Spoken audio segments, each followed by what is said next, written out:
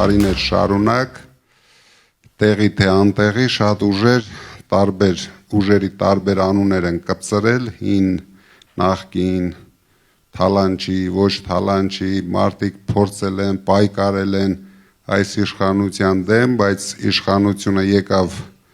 իր անշնորհք խոսույթներով, մարդկանց վարկաբեկելով, բացարձակ հաշվի չառնելով, որ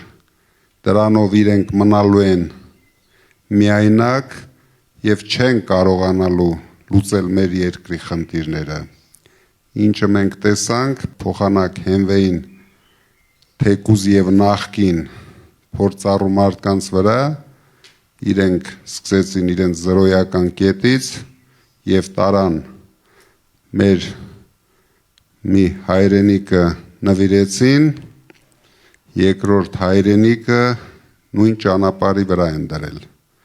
Դրա համար որոշեցինք կանգնեցնենք այս process-ները, քանի որ սա ընդհանուր մեր հայրենիքի, մեր ազգի գործն է, մենք ազգովի պետք է վռնդենք սրանց իշխանությունից ու հետո միասին դուք էլ օգնելու եք մեզ, կառուցենք ուժեղ Հայաստան։ Մենք պետք է շուտ ջնջենք մեր իրականությունից այս 8 տարին, որ մենք ունեցել ենք։ Դա մեր ազգի խայտառակության տարիներն են։ Ինչքան շուտ մենք մոռանանք, այնքան շուտ կունենանք պայծառ ապագա։ Բայց ուզում եմ զգուշացնեմ, սրանք շատ նենգ են, սրանք շատ համառ են, սրանք կորցնելու բան ունեն, իրենց աթոռները, իրենց թալանը,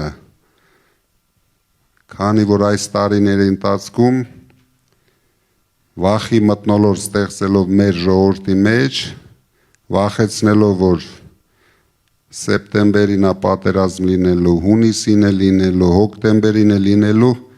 իրենք պատերազմները բերել են, իրենք պատերազմները պարտվել են, հիմա բոլորը մեղավոր են, բացի իրենցից։ Բացի իրենցից, մեր վերջին 30 տարիների ընթացքում ոչ մեկը պատերազմ չի պարտվել։ Այս մարդը եկավ, միանգամից 3 պատերազմ պարտվեց,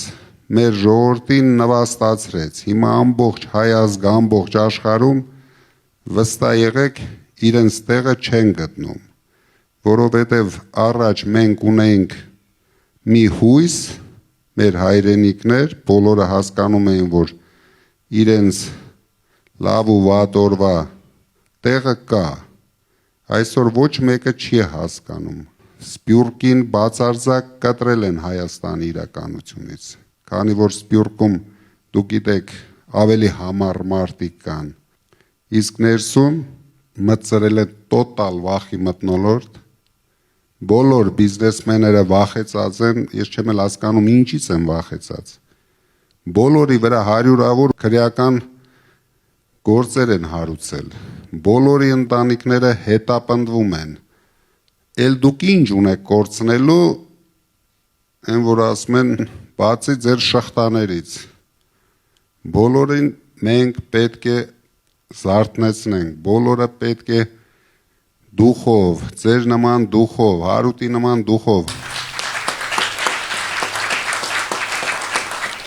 դա կոչվում է հայրենասիրություն, իրոք մենք հիմա հայրենասեր մարդկանց կարիք ունենք,